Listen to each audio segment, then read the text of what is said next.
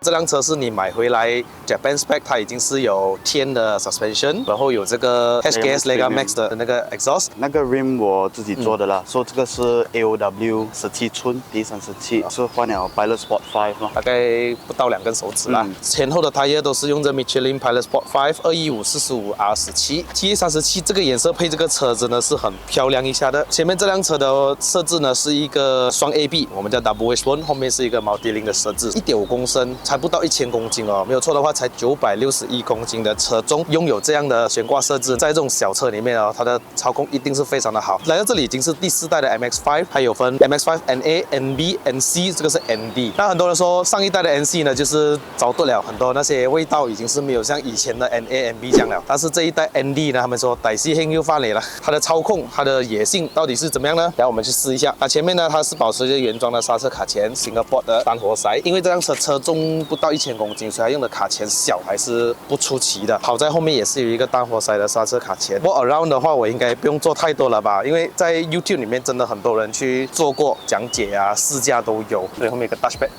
隐藏式的。OK， 这个 carbon fiber， 然后。尾箱空间就是这么大了，基本上给我们2个人出游啊，一个 luggage 行李箱不是问题啦。而且这个 absorber 它放在这边了，它很像一个 GTR 的设计啊，这样的设计的车很特别啊，看到。Mazda 的车很多锁匙都是长得一样的哈，不管是买到 CX-5、CX-3、Mazda 6什么都长得很像。如果你要开油盖呢，必须先解锁，可以打95吗？可以。日本来它不用讲一定要打97那些啦。啊，不用。我打95。因为它 high compression 哦，这辆车高压缩比，它能够打95的话，已经是非常厉害哈。因为这辆车的引擎还是一个 Skyactiv G 嘛 ，Skyactiv X 的话，听讲他们不能打95了的啦。我们来看一下引擎好不好 ？Signal 哈，这个是，对，改了，也是改了 sequential 的哈。我方便讲一下你买这辆车多少钱吗？140 on the road 啊 ，Yep， 140 Recon OK 吗？这是2018。2018就是 ND2 哈。ND2。可是 ND2 的 engine 好像是没有做过什么他 update 们有那些吗？放一个 domeless flywheel，、然后那个 RPM limit 他们上到7500。我以为只有2.0有做这个 update 这样子，所以2.0的会比较有利一点，因为它从161匹它 upgrade 到180，那个是 ND2 那个是2.0的。引擎大号为 PR-VPRS 1.5公升的自然吸气引擎，131 PS， 还有150个牛顿米的扭力。这辆车的扭力虽然看像我们普通车一样的1.5啦，可是它给一个车重不到1000公斤，它发挥还是挺不错的。0到100大概8点多秒可以做得到。最重要的是它是前置引擎，后轮驱动 （Railway Drive），然后它是一个 manual 的。所以等一下我带你们去体验一下换挡的感觉是怎么样，因为它毕竟是后驱车，很直接，很有那种进档的感觉啦。这辆车也刚刚 remap 了是吗？对。OK。On wheel 的话，它是119哈。对。所以它没有差多远啦，因为它讲是130啊，on paper 131，普通车 power loss 大概是30%。那这辆车是还不错啦哈。OK， 有119，然后 remap 了多一个4匹左右，去到123。那如果是打9还可以上个10匹左右，不是问题哦。给你们看一下那 graph 在这边。所以95也是不错啦，因为 weekend drive 嘛。这辆车因为它是 roadster 哈，它不是 performance car， 我们买来最主要是体验一下它的驾驶感受，尤其是开篷车，它有它的爽，就是吹风啊 ，weekend 啊，驾这辆车去可能乌鲁亚嘛、云顶啊、什么夸拉库布巴鲁啊这种滴滴公啊。这辆车是的确很不错一下的。最主要回到来一个非常现实的一句话哈，就是它的内饰空间啊。对，它有一个无钥匙进入，还有无钥匙启动，所以进去都是要按这个button的。这个椅子是最后面哈，还可以一点。我试一下进去是怎么样。OK， 要拉一下。哇哦，哇裂掉了。对。哦，爆掉。哇，这辆车已经是很后面了嘞，然后换了一个 Recaro seat， 这个还没有盖起来的话，好像看到很多天空的感觉。踩离合 ，start。哇，它的 startup 很 powerful man。然后这里就是有一个 6 speed 6速的手动变速箱，要去 R，按下去。对，这样。哦。这里就有个传统手刹，这个就是类似像 iDrive 的哈 Mazda MZ-D， 整个内饰就看起来像 CX-3 啦，转速表保持在中间，我非常喜欢的一个，时速到200的，然后就有一些日本字，一些水温跟它的油耗，还有自动头灯，可以调整上下哈，前后。只有 ND2 可以咯 ，ND1 不可以哦 ，ND1 不可以，它也是没有 rear camera ND1。哦，所以它这个 stock 来就有了，哦，还有座椅加热哈，这里还有一个小空间。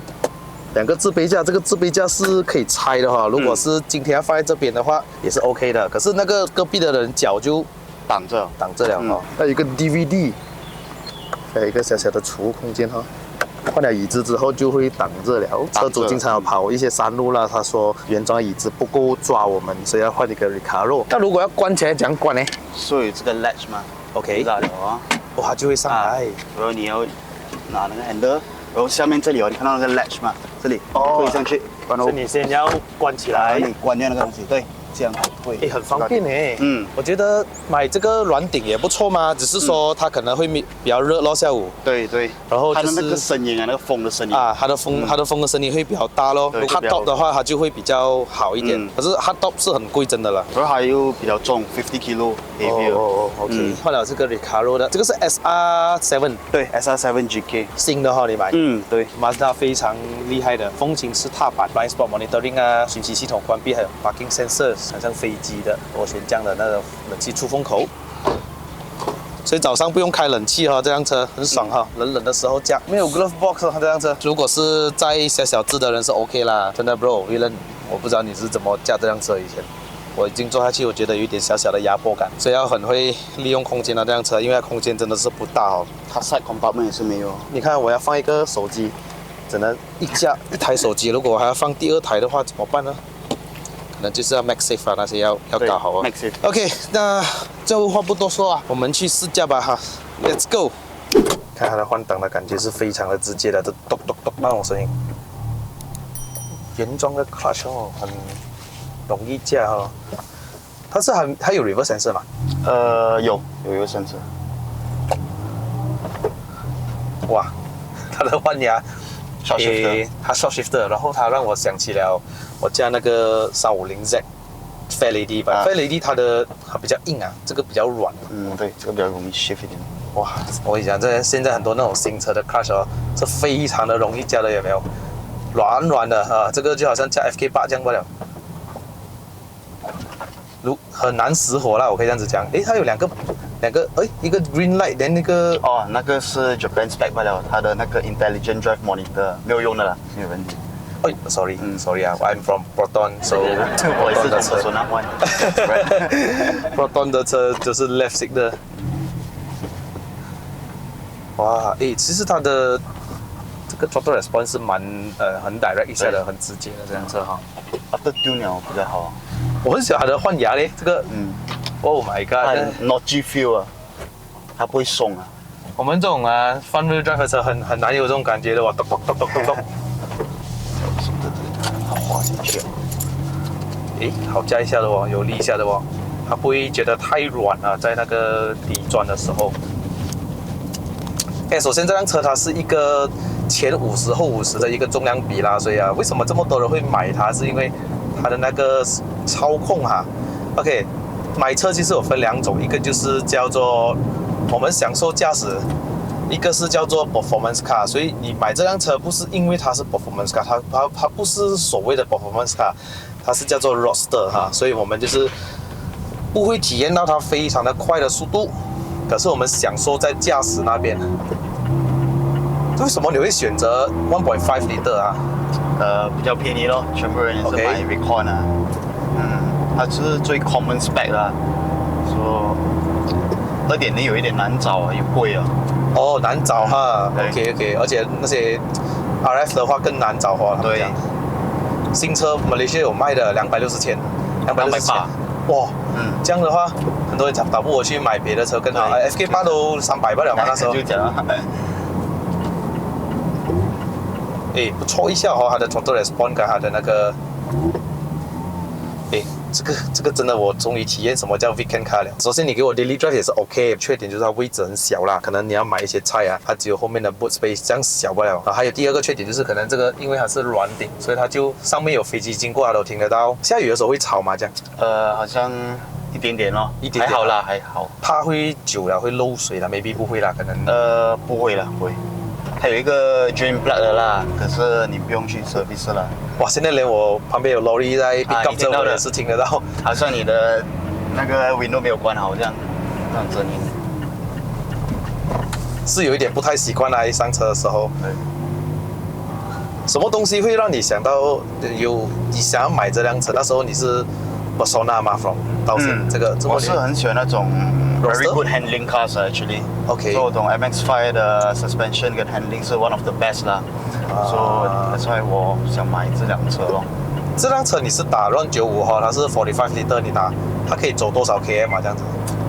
如果 highway 的话，600到650啦 highway。如果是 city driving 的话，就500这样。也 OK 哦。OK， 以前的 MX-5 他们讲都会比较，有一些 NA1 跟 NA2 他讲那个力水它的动力很暴力啊，哇，很有力那种。可是来到这一代好像比较没有这样 raw 了那个车。OK， 是真的，因为日本考虑到排气量方面，你如果做不 pass 的话很多地方都卖不到这辆车，所以它为了要兼顾到省油跟它的动力的话，它只能做出一点牺牲，没有所以现在的车没有像以前这样 raw 了，可是是有力是有的，可是没有像以前这样高转所以越高转越那种好像越要去的感觉啦。但是这辆车如果这样跑山路的话，我觉得也不会自由到哪去，毕竟还是1.5公升啊。remove 了之后，它的 response 会好一点点，然后它的 speed cut 也 remove 了，因为以前它只能跑190罢了这辆车。所以今天 Andy 就是要回 JB， 然后他就在 highway test 一下可不可以过190、200这样子，可以 try 一下哦。所以我现在走着差不多120了哈。我听到上面这个是 normal 好的风声。对。哇，上面的风噪是蛮大一下如果 RF 的话，还有一个 spec 叫 RS RS 那个 Recaro seat 只有在日本可以买得到。然后它有多了很多那种东西啦 ，Recaro seat 有 Bose 的 speaker 在你的头后面的 Viosline 的 suspension 对。然后就是有 rim 有Brembo 的包雨前后那些。哇，那个更贵哦，那个真的不简单。如果回到原点，你想要就是拜6礼拜跟朋友去一下垦丁啊那些，体验一下那个风啊爽啊，其实买一个1.5公升，会不会是足够呢？这个问题就来了哦，很线性哦。所以你这个 resonator 是拿掉了，对，它是会有一点声音啊。所以这个 resonator 会actually 拿掉那个 high pitch sound 咯，所以我会 convert 去 straight pipe 哦，那个声音就比较 high pitch 了 ，especially second to third gear pull 的时候，到7000多，听到很大声，这个声音。它是 speaker 是没有 fake sound 的哈，这个没有 fake sound 的。再听一下。我想要听它的那个，这个是 exhaust 声哦 ，try third gear 这。喂 ，pop and bang。哎呀 ，OK 效哦。所以它的 rev limit 是多少哦？这辆车7500，可是 after tune 7700。What the？ ND2 它把那个转速拉高了，多700转，因为以前是6500嘛，是吗？对。哦，它可以上高一点，所以。通常我们要找车买的时候，我们都是看 meter 先哦，meter rev limit 在哪里哦，你就知道它是 ND1 还是 ND2 了。就简单来讲 ，ND1 是 facelift，ND2 是 facelift 啦的意思这样。没有 Bose 哦 ，Bose 是 like 要那个 RS 才有。对，因为有 upgrade 那个 speaker。你 upgrade 了。哦 no 我的那个原装的不是很好。哦。I see， 可以哦，不错不错。OK，thank you very much。方向盘已经从以前的 hydraulic steering 变成了一个 electric power steering 了，所以是电子方向盘。可是它的方向盘是蛮偏重一点的，然后它的这个反应也是蛮快的。186它的 electric power steering 它把它 tune 到很像 hydraulic steering， 那是让我吓到了一个啦。这个车也是接近了啦，不错了。所以在美诺的话，我会很习惯，就是每一次不要去 brake 这样多的，我都是 downshift then 给它 engine brake 这样，然后我又没有什么踩 brake 的，我一个坏习惯啊，我这样美诺的。可是换起来是一个很 fun drive， 我们叫做很爽的一个驾驶体验，就是我 anytime 我想要怎样就怎样。你有没有以后想要 upgrade 那个 caliper 去搭？Big brake kit 有想过啦，可是 not necessary unless on track 啦。因为那个车已经很轻了，容易停。right， 对的。不知道可不可以 plug and play maybe Mazda 6的那个 single board caliper 比较大嘛？usually 如果人家换去 Brembo 的话啦，他们换去那个 RS 的。因为他们已经原本有了的。找那个 recon 的就可以了。Most common swap 是那个Wheelwood little brake， 小的 4 port 来的，因为轻嘛。它的那个换牙，它不会让我觉得好像那种欧洲的车哦，因为欧洲人可能用右手来换牙，他们马是很大力，所以你会觉得要用一点力去换牙这样子的。对。可是这辆车不会有，它不会有那种太硬的感觉，但是它又有那个阻尼的感觉。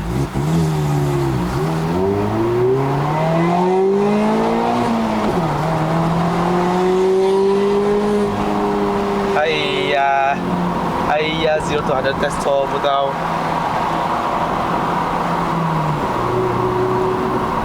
不用紧 ，it's okay，figure doesn't matter。我们最主要就是体验一下嘛，对不对？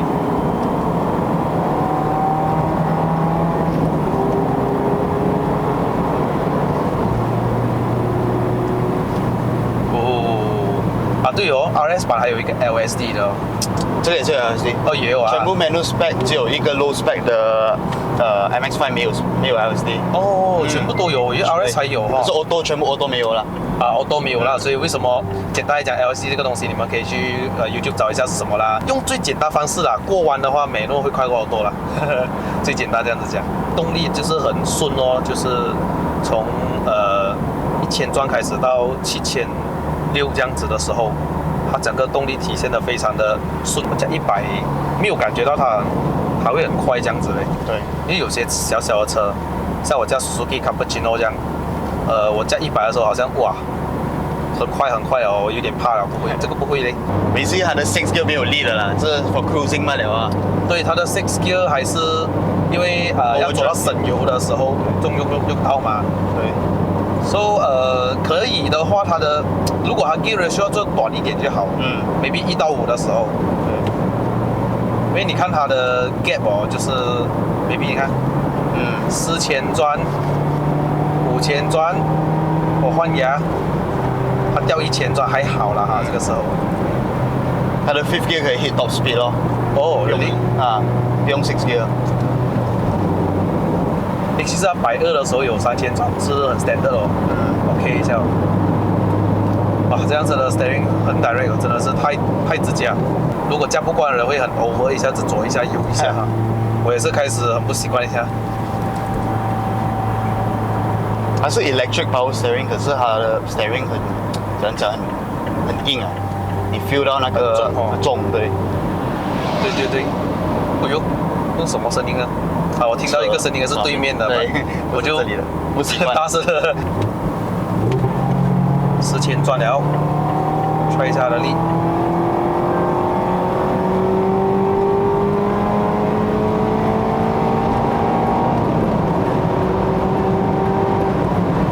OK 啦，不到1000 kg 的车够用了哈。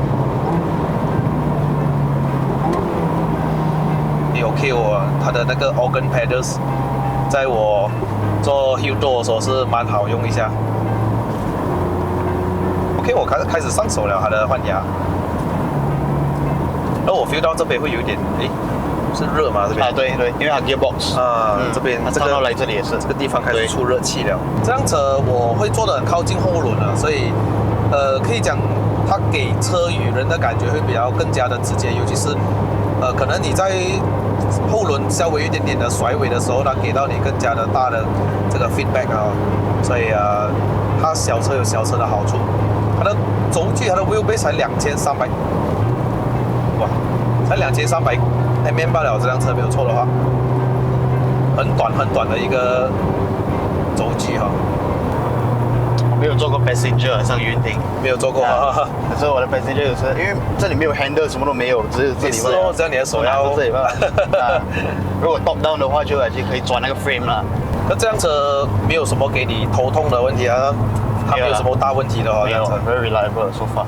其实我听到香港人他讲，最 reliable 还是 NA1 NA，因为 NA 它旧的东西比较耐用，他们讲哦。然后这种新一代的 Mazda 变成了可能5、6年就要换了一些东西 ，NA 的东西。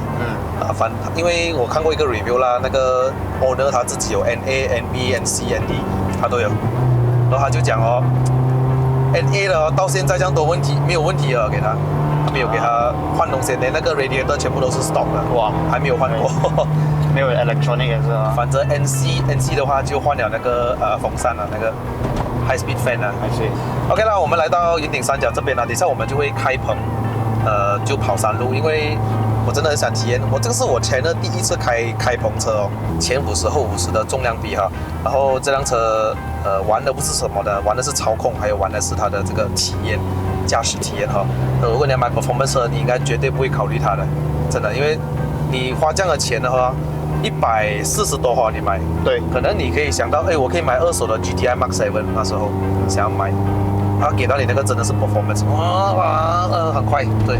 可是这辆车它虽然给不了那个车的快感，可是它的驾驶的时候是非常的棒哈。